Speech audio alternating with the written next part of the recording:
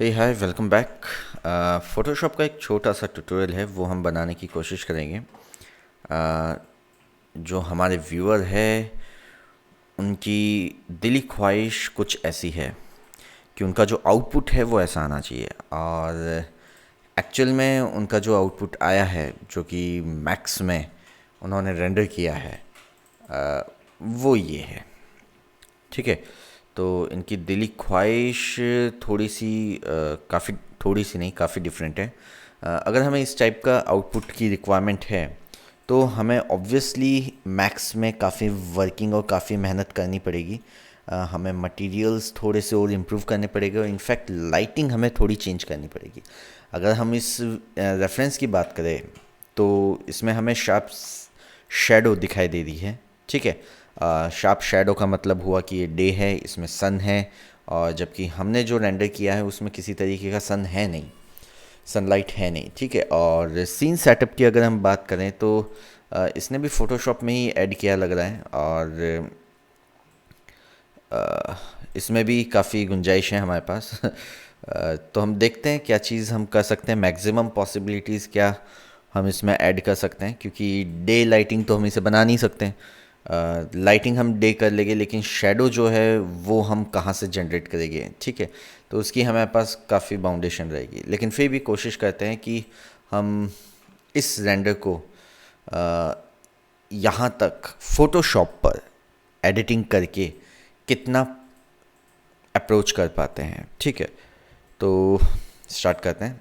Simply image को हम open कर लेते हैं हमारे फ़ोटोशॉप के साथ। ओके। तो ये इमेज हमारी ओपन हो गई। फ़ोटोशॉप हम यूज़ कर रहे हैं, फ़ोटोशॉप 2020। नॉर्मल वी हमारे पास टूल होता है, मूव टूल। ठीक है। जिससे कि हम इमेज को मूव करते हैं। इन्होंने कई एलिमेंट भी हमें, रेंडर एलिमेंट्स भी दिए हैं, हालांकि ग्लोबल इल्यूमिनेशन दिया है, लाइटिंग दिया है, ये जो मेन लाइट है, और ये मटेरियल आईडी जो कि कम्प्लीटली ब्लैक है, रिफ्लेक्शन दिया है, रिफ्रैक्शन दिया है अंदर की लाइटिंग दिखाने के लिए। शेडो मैप भी इन्होंने जनरेट किया है, लेकिन ओवरऑल कास्ट शेडो है, कहीं शार्प शेडो है नहीं। और टोटल लाइटिंग इन्होंने दी है हमें, और वायर कलर भी दिया है। तो वायर कलर हमारे लिए काफ़ी इम्पॉर्टेंट रहेगा, ताकि सिलेक्शन करना इजी हो जाए। तो बात यह है कि फ़ोटोशॉप में इस एक एक लेयर्स की जगह एक साथ पूरा पैकेज कैसे उठाया जा सके, जो कि इन्होंने ही हमें रेंडर करके दिया है। तो इसकी हम लोकेशन ले लेते हैं, ओपन करते हैं, सॉरी फाइल में जाते हैं, हम जाएंगे ऑटोमेट में, नहीं हम जाएंगे स्क्रिप्ट में और करेंगे फाइल्स लोड इनटू स्टैक। ठीक है। ये बेसिकली एक साथ मल्टीपल फाइल्स को ओपन करने के लिए काम आता है। तो ये सारी फाइल्स हैं। एक तो ग्लोबल चाहिएगा, लाइटिंग चाहिएगी, मेन चाहिएगी, मटेरियल आईडी काम करनी है, रिफ्लेक्शन रिफ्रैक्शन चाहिए, शेडो मुझे नहीं लगता काम आएगा, लेकिन ले लेते हैं total lighting and y colour. ठीक है। ये सारी चीज़ ले लेते हैं। मटेरियल आईडी कंप्लीट ब्लैक था तो हम उसे अवॉइड करना ही सही समझेंगे। ओके।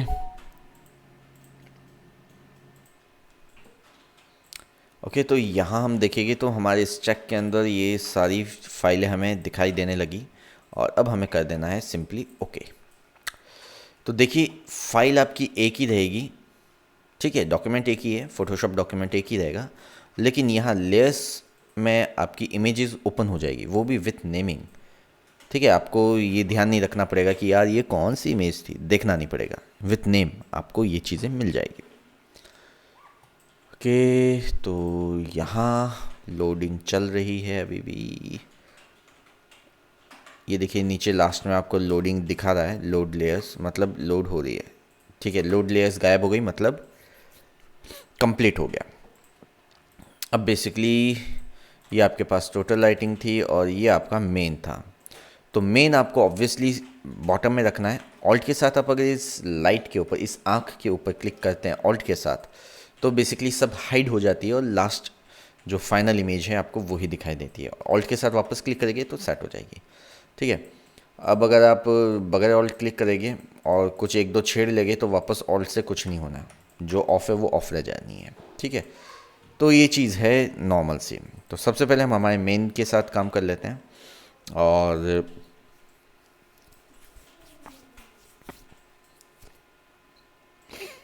सबसे पहले हमें जो नीड है, जो रिक्वायरमेंट है, वो हमें है स्काई की।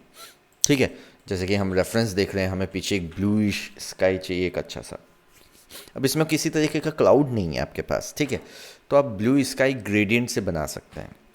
और वो पीछे चाहिए तो हम एक नई लेयर बनाते हैं, control shift and okay, new layer. ये मेरा हो गया स्काई। हम ग्रेडियंट से बना सकते हैं, जी प्रेस किया, ये ग्रेडियंट आ गया। अब आपको कौन कौन से कलर चाहिए, ठीक है, आप यहाँ व्यूपोर्ट से क्लिक कर सकते हैं, पिक कर सकते हैं। जैसे कि यहाँ ब्लैक है, आपने क्लिक कर दिया तो ये कलर आ गया। तो अब आपको अगर उसी स्काई शेड यूज़ करने हैं तो आपके पास ऑप्शन है कि आप उस इमेज को फोटोशॉप में ओपन कर लीजिए, ओपन विथ फोटोशॉप। ठीक है, ग्रेडियंट आपने ले रखा है, यहाँ से आप कलर ले लीजिए। आपका जो मेन कलर है वो ब्लूइश रहेगा, करीब करीब करीब इतना ब्लू, ओके।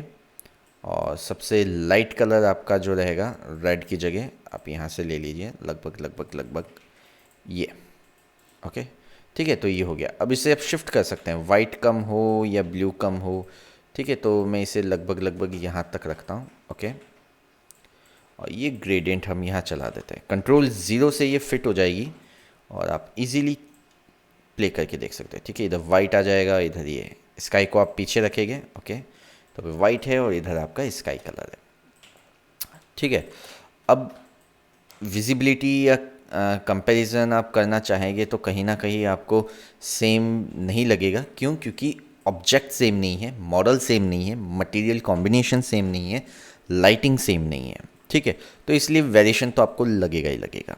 ठीक है, टॉप पार्ट आपको डार्किश लगता है जो कि यहाँ हमने किया है, तो आप ग्रेडियंट को थोड़ा सा वापस से रीसेट करके देख सकते हैं जितना आपको ठीक लगे, ओके।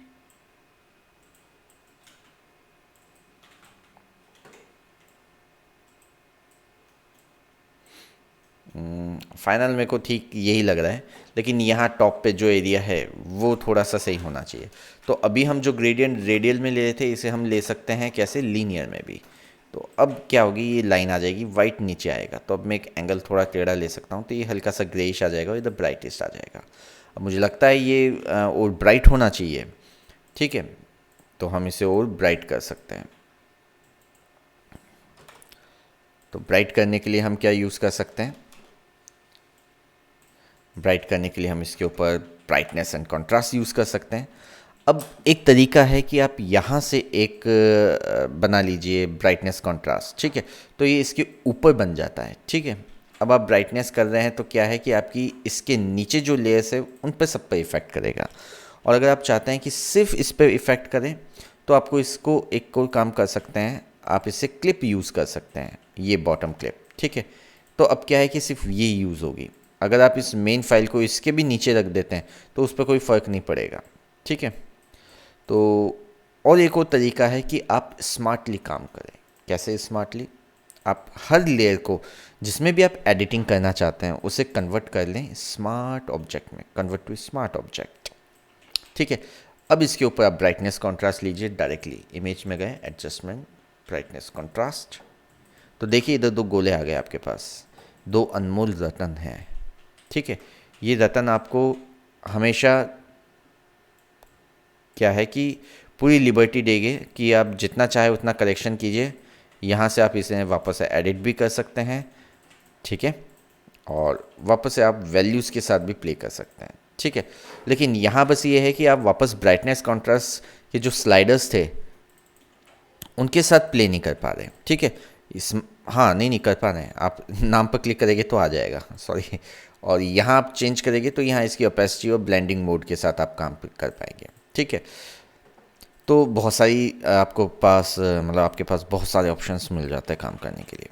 ठीक है, अब इसका ही आपने लगा दिया, अब आपको कुछ एक पेड़ लगाने हैं, पीछे का इन्वायरमेंट लगाना है, पेड़ पौधे वगैरह लगाने हैं, वो सारी चीज़ें आपको करनी है। ठीक है, तो वो सारी चीज़ें कर लेते हैं। एक मुझे ये एरिया लगता है कि नहीं दिखना चाहिए, इतना कोई ख़ास एरिया है नहीं ये, तो मैं यहाँ पर एक ब्लैक लगा सकता हूँ या फिर कुछ पेड़ लगा सकता हूँ। तो पेड़ पौधे वगैरह कुछ हम लगा लेते हैं। आ जाते हैं हम गूगल भगवान के पास और हम ले लेते हैं ट्री PNG।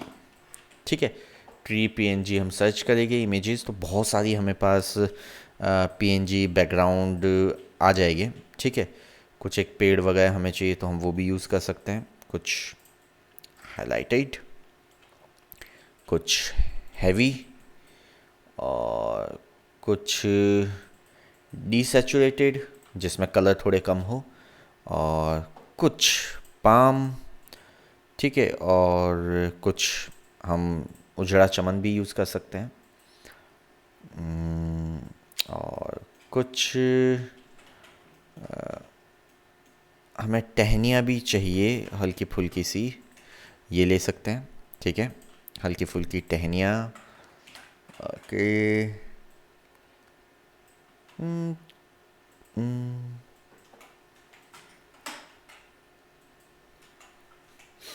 कुछ इस टाइप के बुशेस, इस टाइप के भी हम यूज़ कर सकते हैं, टॉप से जो हैंग होते हुए दिखाई दें, क्रीपर काइंड ऑफ। ठीक है, ओके, ये भी हमारे काम के हैं, बैकग्राउंड में इस टाइप की चीज़ें लग जाए। ठीक है, ओके, ये जितनी मैं डाउनलोड कर रहा हूँ इन सब का एक डाउनलोड लिंक आपके साथ शेयर कर दूंगा, तो आप आराम से डाउनलोड कर लेना। ठीक है, ठीक है, अब चाहो जितने आप डाउनलोड करो, लेकिन जितना है अभी हमारे पास हम उतने से ही काम करेंगे। अब हमने पीएनजी सर्च किया था लेकिन पीएनजी मिला नहीं हमें, ट्रांसपेरेंट आया नहीं, कोई बात नहीं, अब जो है उसी से काम चलाएंगे। ठीक है, तो इसे सही फोल्डर में हम रख देते हैं, जस्ट अ सेकेंड।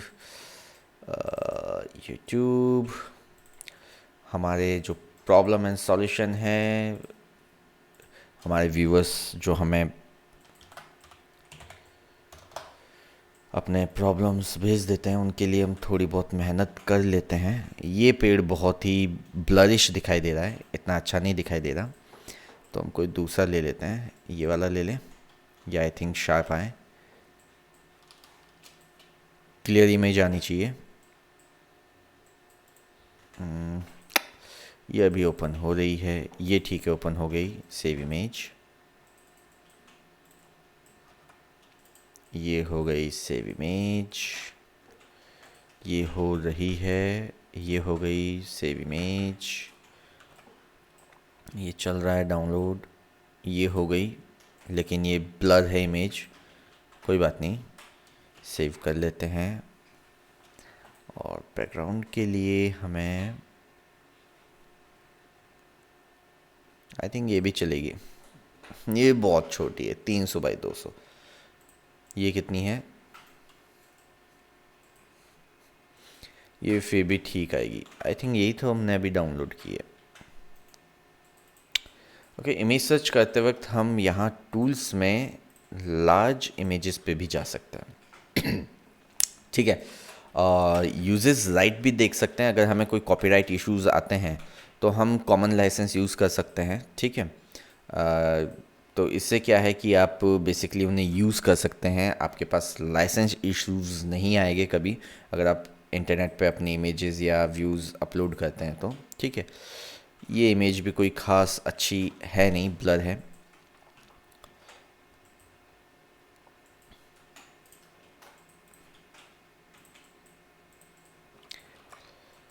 ठीक है, मैं तो मैक्सिमम सजेस्ट यही करता हूँ कि आप इन्वायरमेंट मैक्स में ही डेवलप कर लें तो ज़्यादा इजी रहता है, लेकिन आप फ़ोटोशॉप में करना चाहते हैं तो बात अलग है, आपको अच्छी पीएनजी इमेजेस सर्च करनी पड़ेगी।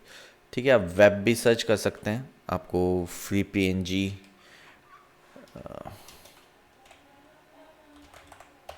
टेक्सचर्स आप सर्च करेंगे, हाई रिजोल्यूशन, तो आपको वेबसाइट भी मिल जाएगी, जैसे कि पीएनजी ट्रीज़ हैं।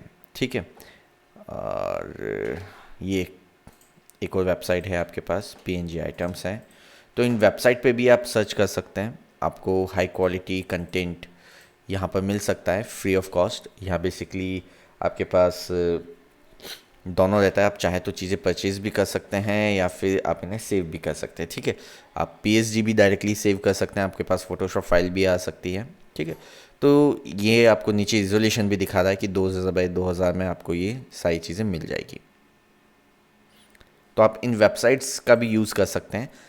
फ़िलहाल मैंने सिर्फ गूगल से ही जो छोटी मोटी इमेजेस आई थी बस वही यूज़ की है। ओके ओके, स्टार्ट करते हैं। एक और चीज़ हम देख लेते हैं। अभी ये 16 बिट पर है, ठीक है, तो इसे हम चेंज कर देते हैं। पीएनजी जब हम सेव करते हैं तो 24 बिट पर हम सेव करते हैं। ओके, तो मोड हम चेंज कर लेते हैं इसका RGB 8 बिट पर, ठीक है। तो 8 बिट में बेसिकली आपको वर्किंग करने के ज़्यादा ऑप्शन मिलेंगे और यहाँ पर ये ऑप्शंस भी सारे मिलेंगे एडजस्टमेंट के। 16 बिट में कुछ लिमिटेड हो जाता है। तो double click,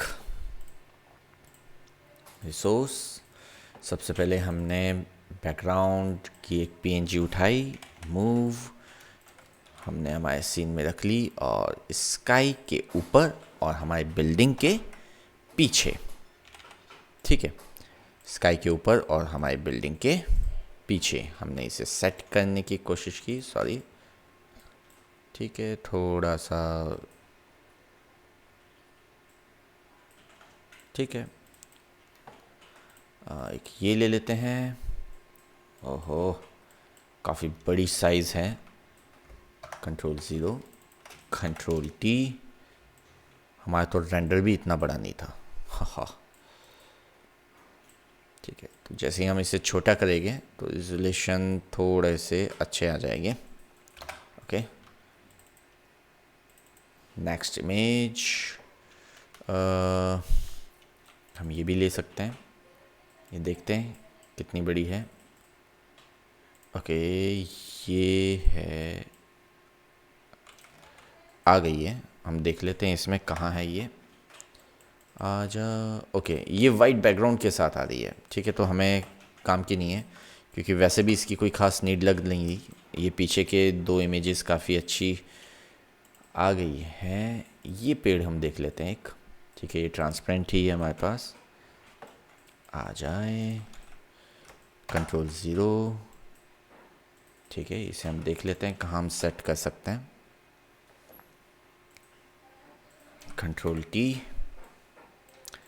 control T transformation. अब कंट्रोल T करने से पहले आप अगर इसे स्मार्ट ऑब्जेक्ट बना लेंगे, कन्वर्ट करके, कन्वर्ट टू स्मार्ट ऑब्जेक्ट, तो क्या है कि आप वापस से जब इसे स्केल करेंगे तो पिक्सल फटेंगे नहीं, क्योंकि हो सकता है कहीं और आपको इसको थोड़ा सा वापस से स्केल करने की ज़रूरत पड़े, तो पता चला आपके पिक्सल्स फट गए, तो वो ना फटे, ठीक है, इसलिए हमने स्मार्ट ऑब्जेक्ट बना दिया।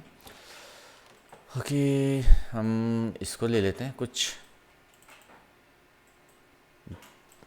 डरावनी टहनियों को, इसे हम बिल्डिंग के ऊपर रख लेते हैं। Control 0, control T, obviously smart object. Photoshop ने हमें बहुत स्मार्ट कर दिया है।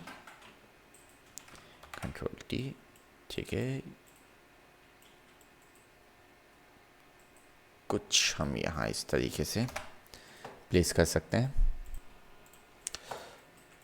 और हमारे पास क्या था, हमने क्या क्या डाउनलोड कर रखा है। पाम हमारे पास है एक अच्छा सा, इसे भी हम प्लेस कर सकते हैं कहीं पर। देखिए, अब इस तरीके से जहाँ ये पाम के साथ प्रॉब्लम आई ना, जैसे इस एरिया पे आपने इसे रखना चाहा, ठीक है, यहाँ रख लेते हैं एक बार, थोड़ा सा बड़ा करके एक बार स्मार्ट बना लेते हैं इसको भी, ठीक है। अब जैसे आपने अगर इसको यहाँ रखने की कोशिश की अपने बिल्डिंग के पीछे, तो क्या है कि यहाँ आपको इसकी वाइट वाइट एरियाज़ दिखाई दे रहे हैं। इस केस में आप एक काम कर सकते हैं, इसके ऊपर आप ब्रश पेंट कर सकते हैं। जैसे मैंने ब्रश लिया, ठीक है, कंट्रोल J कर लेता हूँ मैं इसको, ठीक है, स्मार्ट रहेगा मेरे पास पाम, और इसे मैं स्मार्ट न करके क्या कर लेता हूँ, रेस्टराइज, मतलब अब मैं इसके ऊपर पेंट कर पाऊँगा।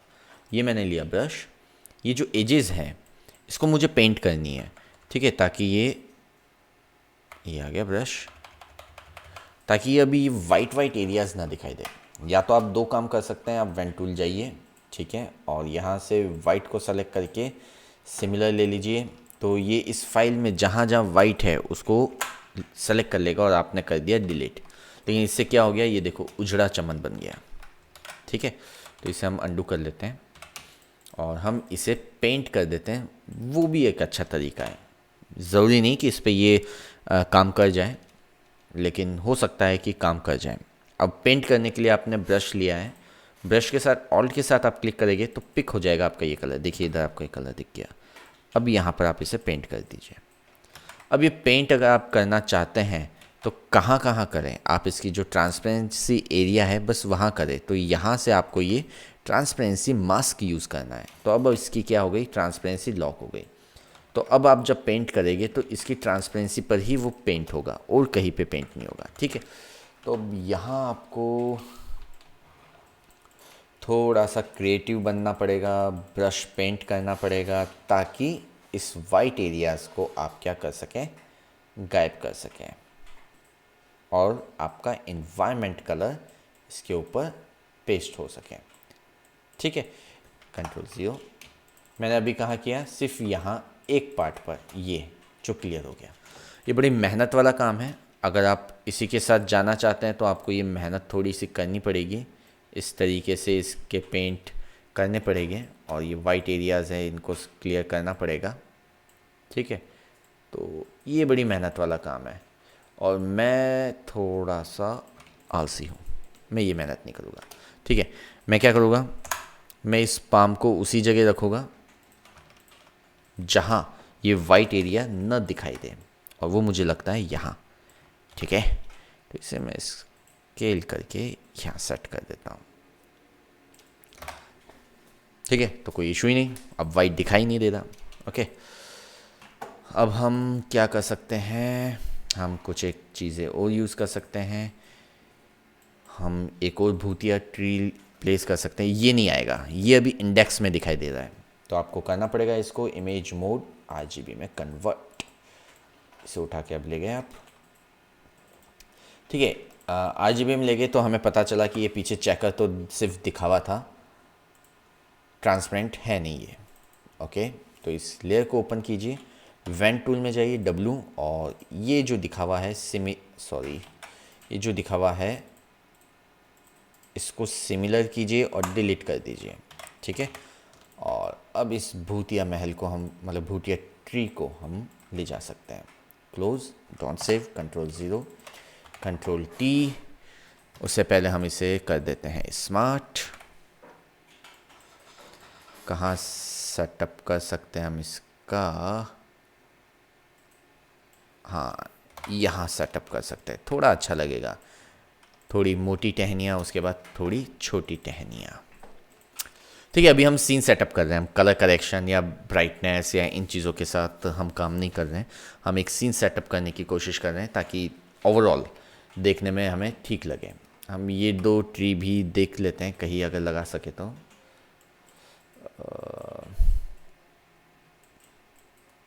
इसके साथ भी हमें चेकर्स वाला एक धोखा मिल रहा है। Went tool, okay, similar, delete. इसे अब ले जा सकते हैं हम, क्लोज, कंट्रोल 0, कंट्रोल T। थोड़ा छोटा कर लेते हैं इसे,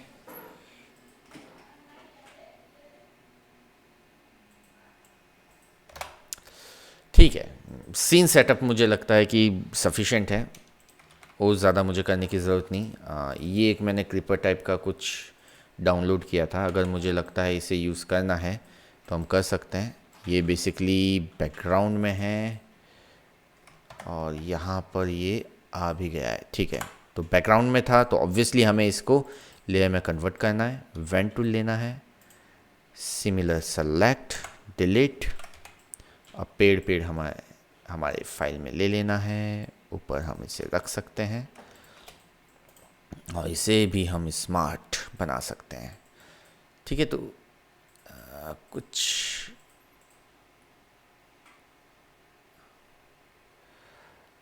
अगर यहाँ आप लगाना चाहे तो लगा सकते हैं। कुछ टहनियाँ दिख जाएगी, कुछ छोटे से आपको प्लांटेशन एरिया दिख जाएगा, एक मिक्स मैच, एक पुलाव बन गए यहाँ पर, ठीक है।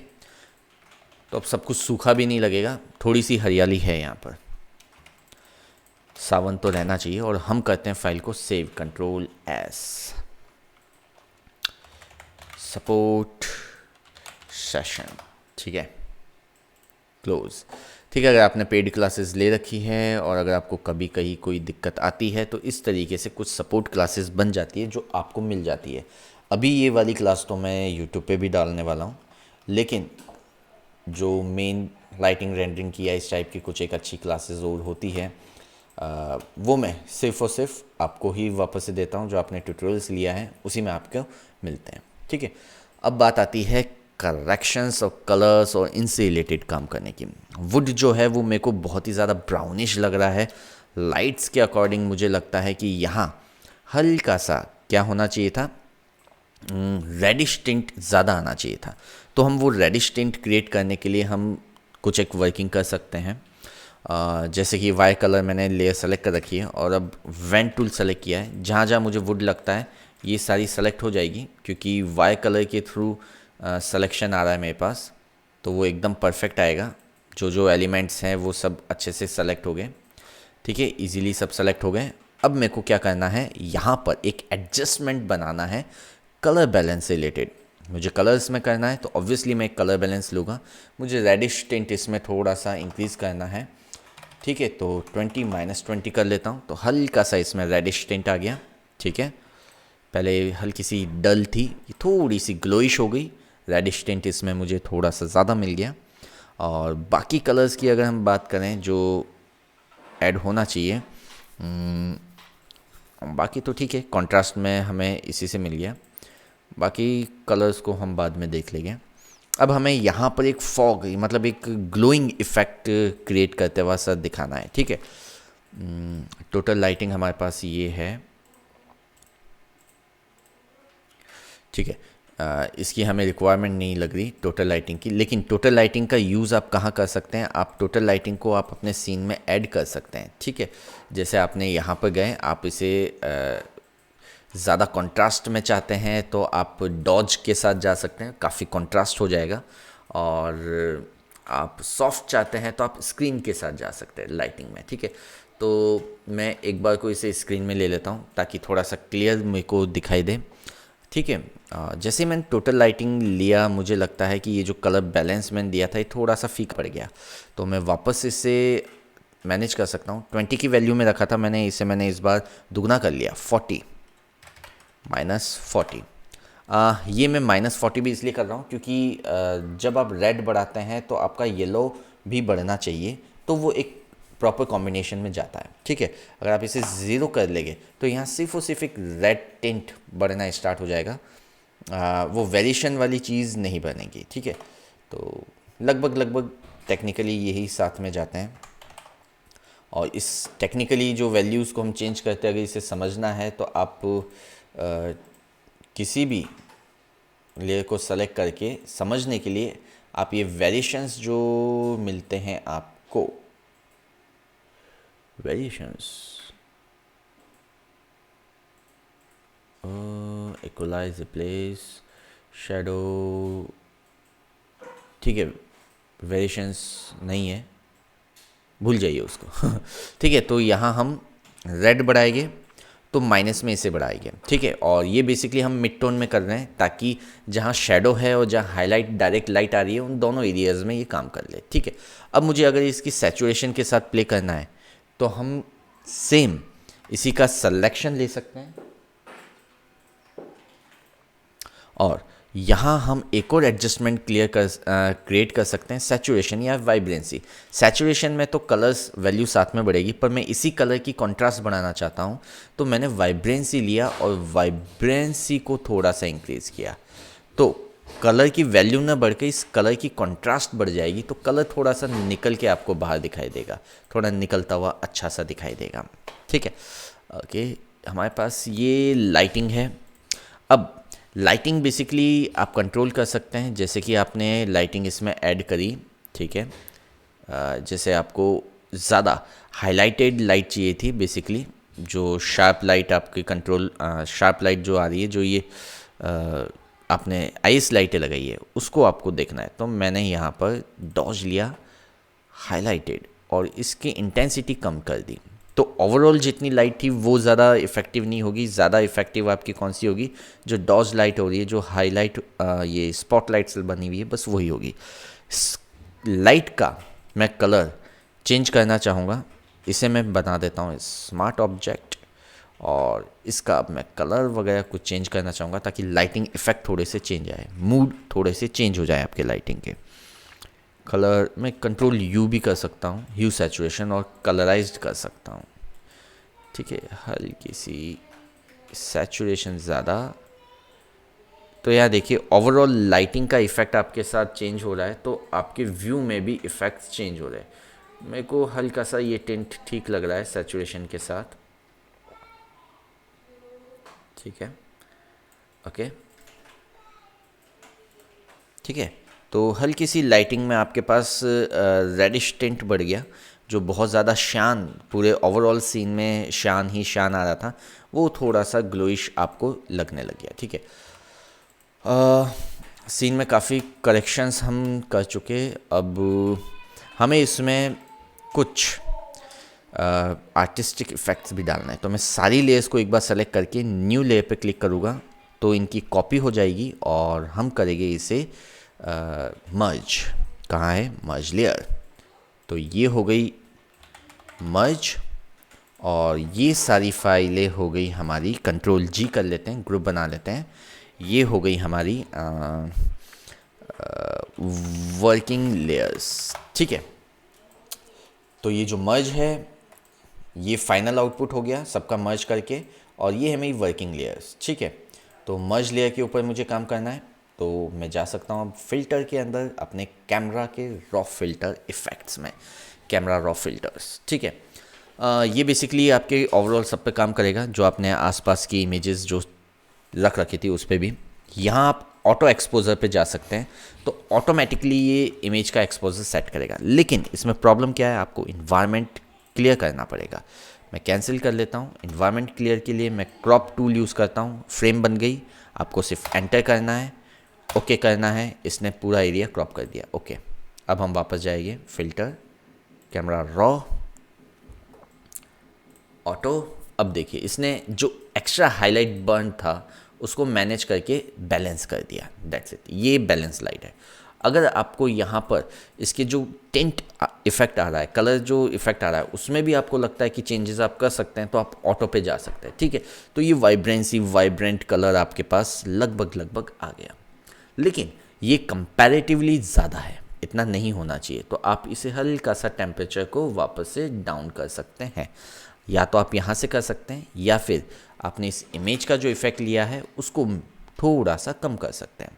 कैसे? मैं पहले इसे कॉपी कर देता हूँ, एक कैंसिल किया है मैंने, कैंसिल किया है ना, नहीं ओके कर दिया था, सॉरी, ये ओरिजिनल है, कॉपी। इसके ऊपर मैंने दे दिया कैमरा रॉ फिल्टर। ठीक है, ऑटो, और यहाँ से भी ऑटो, इसने कर लिया। ओके, यहाँ आ गया, इसे मैंने फिल अमाउंट को कम कर दिया। ठीक है, तो अब क्या हो गया, ये हल्का सा इसमें मर्जिश हो गया। Control, okay. अब आपको यहाँ से ग्लो होता हुआ इफेक्ट चाहिए, तो आपने इन दोनों इमेजेस का एक कंबाइंड इमेज बनाया, वापस से मर्ज कर दिया। अब ये कंबाइंड आ गई आपकी, फॉर गॉड रेज।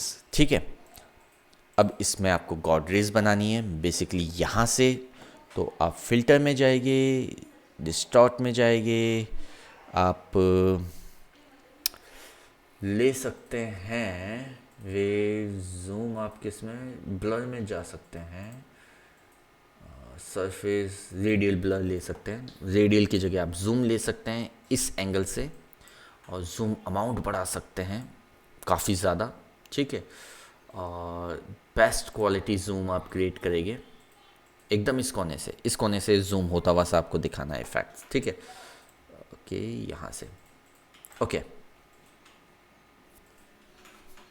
तो ये इमेज क्या हो गई, जूम हो गई भयंकर वाली। ठीक है, अब ये भयंकर वाली जूम तो हो गई, लेकिन आपको क्या है, इतना भयंकर जूम रखना नहीं है। तो इसमें आप क्या करेंगे, आप इमेज का सिलेक्शन लेंगे कलर रेंज के थ्रू। कौन सी कलर रेंज लेंगे आप, अपनी हाईलाइटेड, जहाँ सबसे ज़्यादा लाइट है, आपने हाईलाइटेड रेंज ली। ठीक है, ओके, तो ये सिलेक्शन आ गया। इसमें आपने फेदर ले लिया स्मूथनेस के लिए, ओके, और इसके ऊपर आपने मास्क टूल लगा दिया। ठीक है, जैसे आपने मास्क लगाया तो क्या है कि जितना सिलेक्शन लिया था वो एरिया दिखने लगा, बाकी एरिया दिखना बंद हो गया। बहुत ज़्यादा है, आप इसका फिल कम कर लो।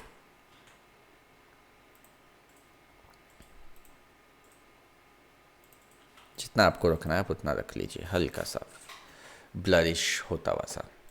ठीक है, सफिशेंट है। आपको इसमें हल्की सी ब्लरनेस और बढ़ानी है तो आप क्या कर सकते हैं, ओवरऑल इस कंप्लीट कॉम्बिनेशन का एक और कॉम्बिनेशन मतलब मर्ज कर सकते लेयर। आपने फिर से मर्ज कर ली, मर्ज लेयर ये हो गई फॉर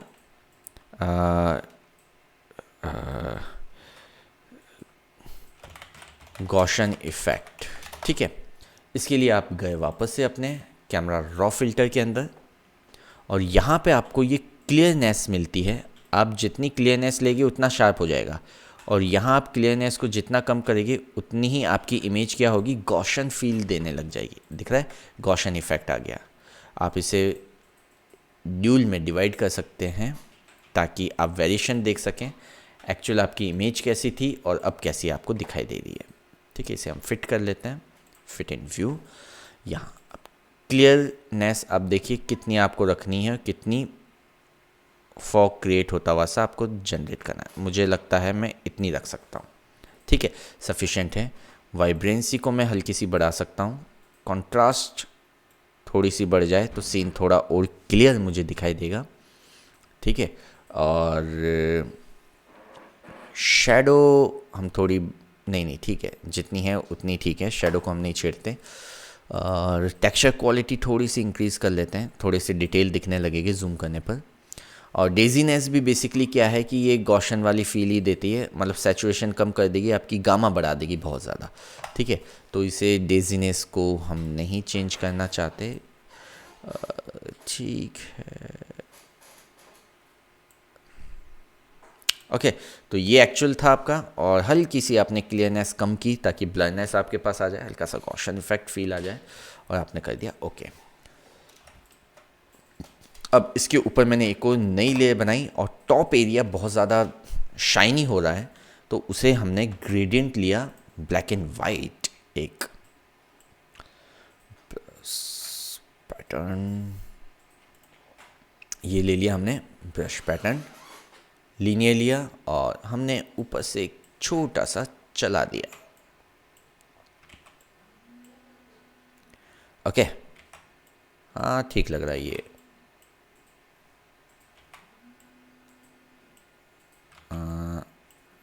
ठीक है, और इसे हमने कर दिया इसके साथ मल्टीप्लाई, और इसकी फिल अमाउंट हमने कर दिया हल्का सा कम। तो टॉप एरिया जो ज़रूरत से ज़्यादा आपका ब्राइट दिख रहा है वो हल्का सा ब्लरिश हो जाए, मतलब डार्किश हो जाएगा। ठीक है, ऑब्वियसली नीचे का पार्ट आपके किसी काम का नहीं है, ये आपके व्यू को किल कर रहा है। इतना एरिया लिया मैंने, डिफ़ॉल्ट ब्लैक कलर मैंने इसमें फिल कर दिया ताकि कुछ भी ना दिखाई दे, और फुल स्क्रीन कंट्रोल 0, और ये हमने कर लिया editing, Photoshop post editing, Photoshop post production जो हम करते हैं बेसिकली हमारे सीन में, हमारी फाइल में। रोड मुझे काफ़ी ब्राइट लग रही है तो ये वर्किंग लेयर्स थी, मैं लेयर में जा सकता हूँ वाई कलर में, और वेंट टूल में हम सेलेक्ट करते हैं हमारी रोड को। ठीक है, हम अपनी रोड को सेलेक्ट करेंगे और एक एडजस्टमेंट लेयर और बनाएंगे जिसे हम कहते हैं लेवल। ठीक है, और यहाँ रोड को हम कर देते हैं हल्की सी डार्क। ठीक है, लेकिन इसमें ब्लू टिंट बहुत दिखाई दे रहा है तो इसी का सिलेक्शन लेकर एक और हम एडजस्टमेंट बनाते हैं, ह्यू सैचुरेशन, और सैचुरेशन जो है वो कम कर देते हैं, मतलब ब्लू कलर कम हो जाएगा तो ब्लैक कलर दिखने लगेगा। राइट, तो ये हो गया। तो अगर हम देखना चाहें कि एक्चुअल हमारी इमेज जो थी, जो हमने रेंडर की उसमें और अब जो हमने काम किया है उसमें कितना फ़र्क आया है, तो बहुत सिंपल है। हम ओपन कर लेते हैं उसको भी, इसे तो नो कर लेते हैं, इसे एक बार हम कंट्रोल एस कर लेते हैं, और जो एक्चुअल हमारे पास आई थी हमारे व्यूअर के थ्रू, जो मेन रेंडर था उसे हम ओपन कर लेते हैं, ठीक है। और ये हमारे पास फाइनल रेंडर।